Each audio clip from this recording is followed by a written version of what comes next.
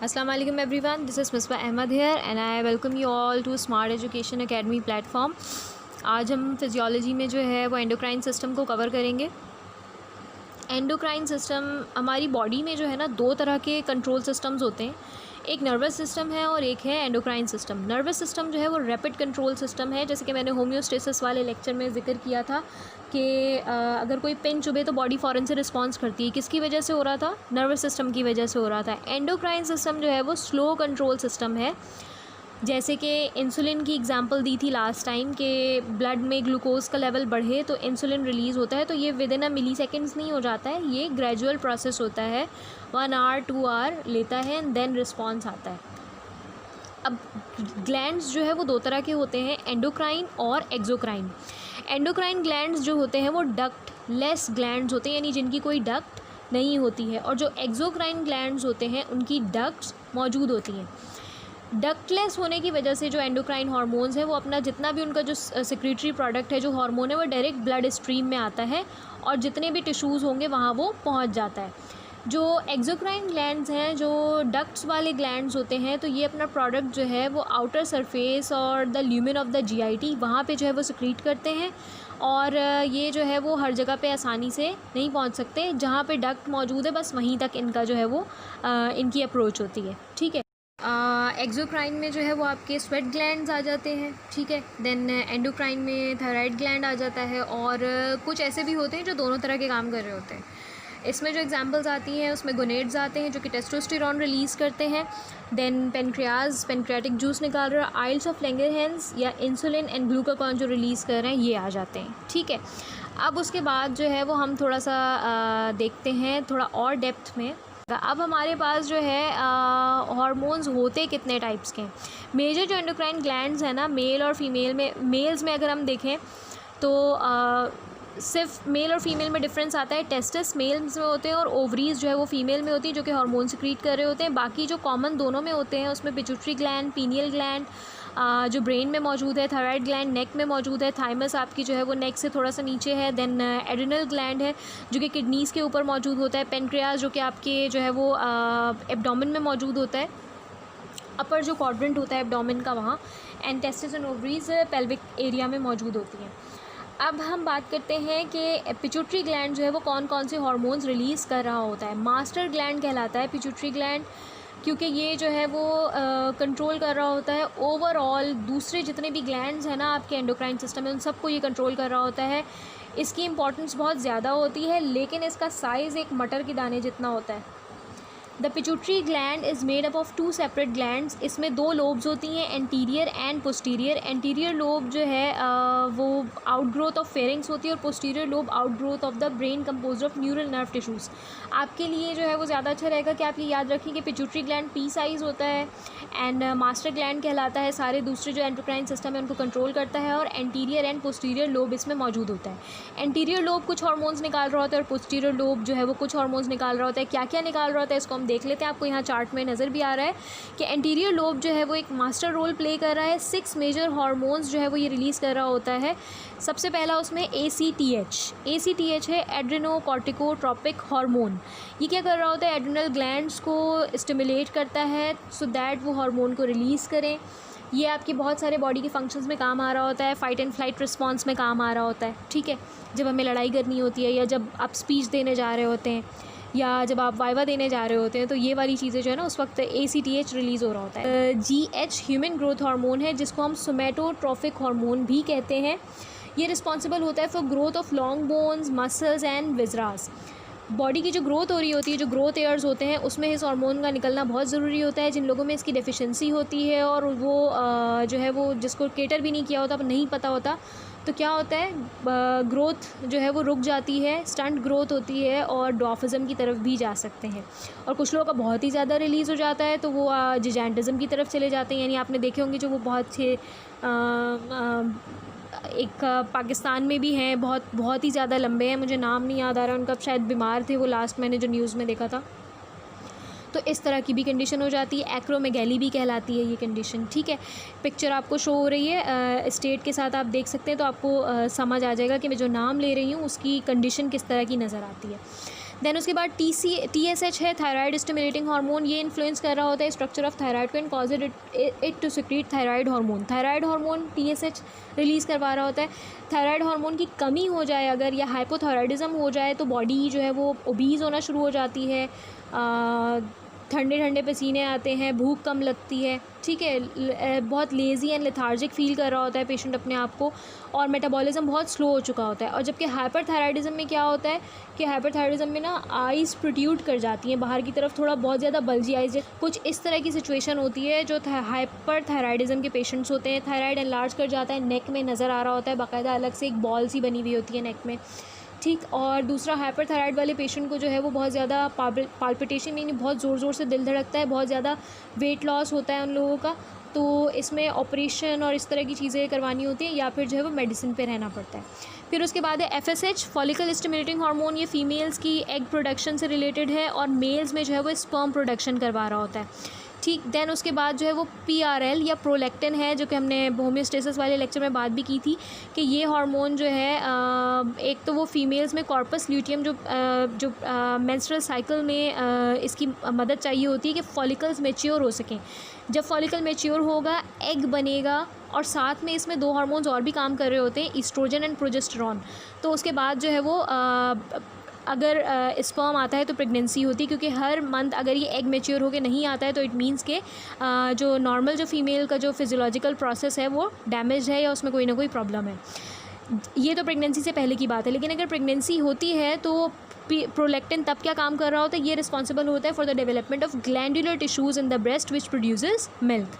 Then उसके बाद luteinizing hormone आता है, LH जिसे हम कहते हैं। ये वर्क करता है FSH यानी फॉलिकल स्टिमुलेटिंग हार्मोन के साथ मिलकर कि जो फीमेल में एग बन गया है उसकी ओव्यूलेशन करवाई जाए।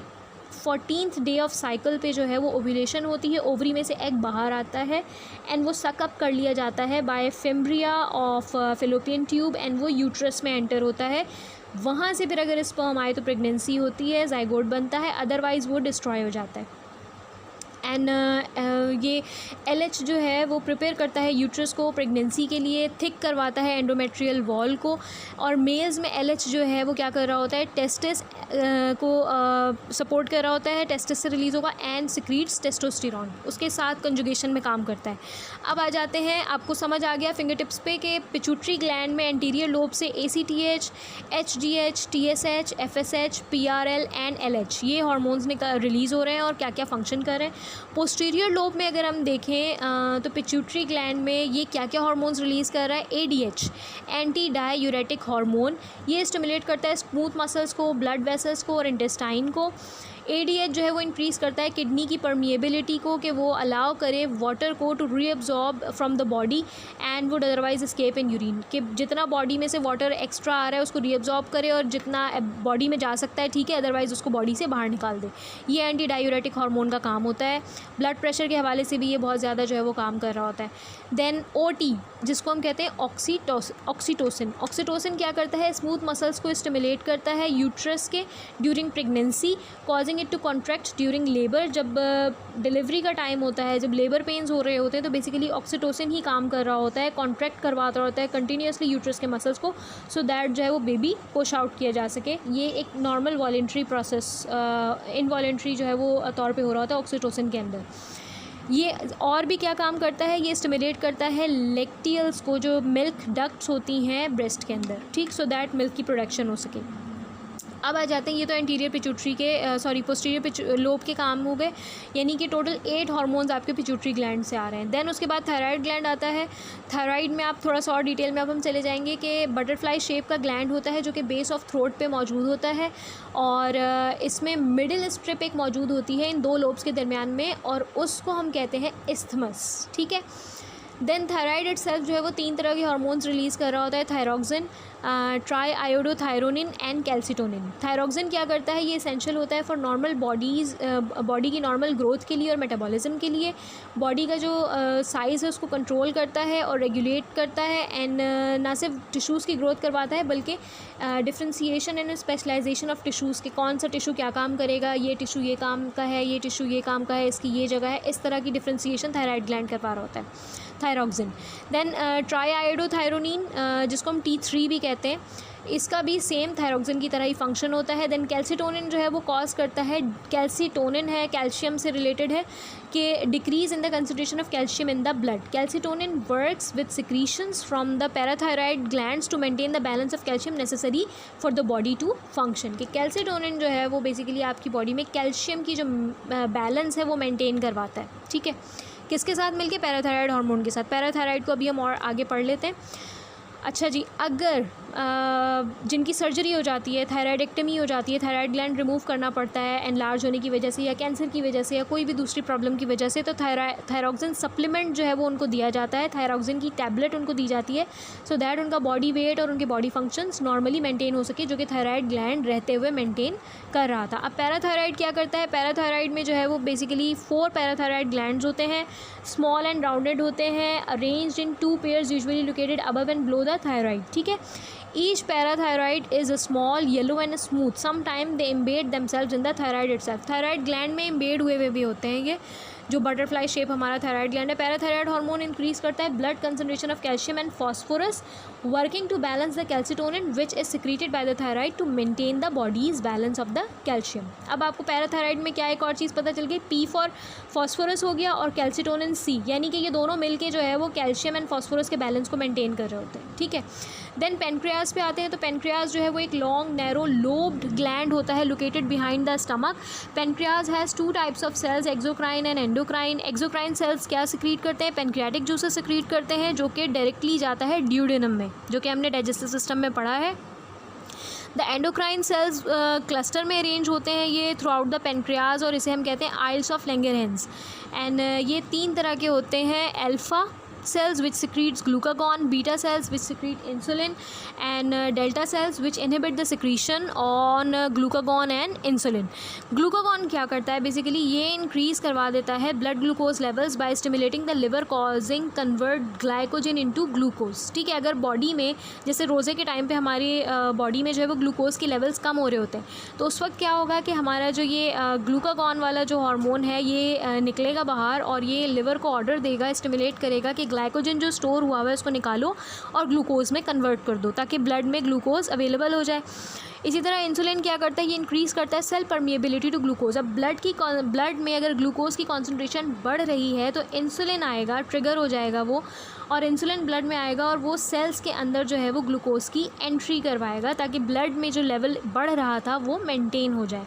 ठीक है, insulin also promotes the storage of glycogen into the liver, ये वाला काम भी इंसुलिन करवा रहा होता है। अब आ जाते हैं हम एड्रिनल ग्लैंड्स की तरफ। एड्रिनल ग्लैंड्स जो है वो रिजेंबल करते हैं small caps perched on top of the each kidney. मैंने जैसे बताया कि आपको पिक्चर में भी नज़र आ रहा है कि किडनीज़ के ऊपर छोटे से जो है ना छोटा सा पहाड़ होता है ना, ट्राइंगल सा इस तरह का नज़र आ रहा होता है ये। और ये 2 ग्लैंड्स, इन ग्लैंड्स में जो है वो 2 चीज़ें होती हैं, एक एड्रिनल कॉर्टेक्स और एड्रिनल मेड्यूला, और दोनों अलग अलग काम कर रहे होते हैं। एड्रिनल कॉर्टेक्स क्या करता है? एड्रिनल कॉर्टेक्स जो है ये बहुत ज़रूरी होता है हमारी लाइफ के लिए, और इससे जो है वो 3 तरह के हार्मोन्स निकल रहे होते हैं, mineralocorticoids, glucocorticoids and gonadal hormones. Mineralocorticoids जो होंगे वो इंपॉर्टेंट होते हैं किस वजह से कि ये जो आउटर लेयर होती है, adrenal cortex basically outer area है और जो मेड्यूला है वो इंटरनल एरिया है। ठीक है, इंपॉर्टेंट होते हैं किस हवाले से कि ये रिटेंशन करवाते हैं, प्रोमोट करते हैं retention of sodium and excretion of potassium. This helps to maintain both the electrolyte and water content of the body. देखिए मैंने कहा था ना कि एड्रिनल ग्लैंड में जो ACTH एड्रेनोकॉर्टिकोट्रोपिक हार्मोन निकल रहा है वो ब्लड प्रेशर को भी मेंटेन कर रहा होता है, तो वो यहाँ मिनरेलोकॉर्टिकॉइड्स के लेवल पे काम कर रहा है कि रिटेंशन ऑफ सोडियम, अगर ज़्यादा रिटेंशन करवा दी सोडियम की तो ब्लड प्रेशर हाई होना शुरू हो जाएगा। ठीक है, और अगर एक्सेस पोटेशियम बॉडी से निकलवा दिया तो मसल्स में जो है वो क्रैम्प्स आना शुरू हो जाते हैं। देन ग्लूकोकॉर्टिकॉइड्स पे आते हैं, तो ये मिडिल कॉर्टेक्स में मौजूद होते हैं। These affect almost every cell in the body, regulating the mechanism of fats, proteins and carbohydrates. Cortisone is one such glucocorticoid. ठीक है, कॉर्टिजोन जो है वो ग्लूकोकॉर्टिकॉइड की कैटेगरी में आता है। एंड देन गोनेडल हार्मोन्स, इसमें जो है वो 2 तरह के हार्मोन सिक्रीट हो रहे होते हैं, एंड्रोजन जो कि मेल है एंड ईस्ट्रोजन जो कि फीमेल है। The adrenal gland is not only glands to secrete sex hormones. सिर्फ एड्रिनल ग्लैंड से ही नहीं आ रहे होते सेक्स हार्मोन्स। हमने पीछे बात की कि पिट्यूटरी ग्लैंड जो कि ईस्ट्रोजन और टेस्टोस्टेरोन निकलवा रही होती है ओवरी और टेस्टिस से, वहाँ से भी काम हो रहा होता है। एड्रिनल मेड्यूला में क्या काम हो रहा है? एड्रिनल मेड्यूला में adrenaline and nor adrenaline adrenaline जो कि एपिनेफ्रीन भी कहलाता है और नॉर एड्रेनलिन जो कि नॉर एपिनेफ्रीन कहलाता है, ये दोनों हार्मोन सिक्रीट हो रहे होते हैं और ये heart beat, blood pressure, blood glucose levels, इन सब पे जो है वो काम कर रहे होते हैं। तो जब एड्रेनलिन रिलीज़ होता है तो ये जो है वो अल्फा एंड बीटा रिसेप्टर्स जो नर्वस सिस्टम है उनको इफ़ेक्ट करता है, और जो नॉन एड्रेनलिन रिलीज़ होता है तो ये अल्फा रिसेप्टर्स जो नर्वस सिस्टम में होते हैं उनको इफ़ेक्ट करता है। Basically fight and flight response में जो है वो ये हार्मोन्स रिलीज़ होते हैं। ठीक है, अब गोनेड्स पे बात करते हैं तो मेल टेस्टिस होते हैं, जो एग शेप ग्लैंड्स होते हैं सैक लाइक स्क्रॉटम में, और इसके दो मेन फंक्शंस होते हैं, एक तो प्रोडक्शन ऑफ स्पर्म सेल और सिक्रीशन ऑफ टेस्टोस्टेरोन। टेस्टोस्टेरोन जो है वो मैस्कुलिनाइजिंग हार्मोन होता है जिसमें मेल सेकेंडरी सेक्सुअल कैरेक्टरिस्टिक्स को डेवलप करवाया जा रहा होता है आफ्टर प्यूबर्टी। फिर फीमेल ओवरीज जो है वो आलमंड शेप की होती हैं, ये 2 ग्लैंड्स होते हैं on either side of the uterus, and इसके 3 मेन फंक्शंस होते हैं। सबसे पहले तो कंटेनिंग इमेच्योर ओवा। ठीक है, इसमें इमेच्योर ओवाज स्टोर हुए होते हैं। जब हम अगर फीमेल यूट्रस में जब बेबी की प्रोडक्शन हो रही होती है तो वो फीमेल अगर है तो उसकी ओवरी में उस वक्त से जो है वो एग्स मौजूद होते हैं, एंड देन वो साइकिल अपना पूरा करते हैं, और फिर उसके बाद जब बेबी की बर्थ हो जाती है तो कुछ मेच्योरिटी उस वक्त आती है, एंड देन प्यूबर्टल एज पे फिर वो कंप्लीट मेच्योर होके जो फीमेल साइकिल स्टार्ट होता है।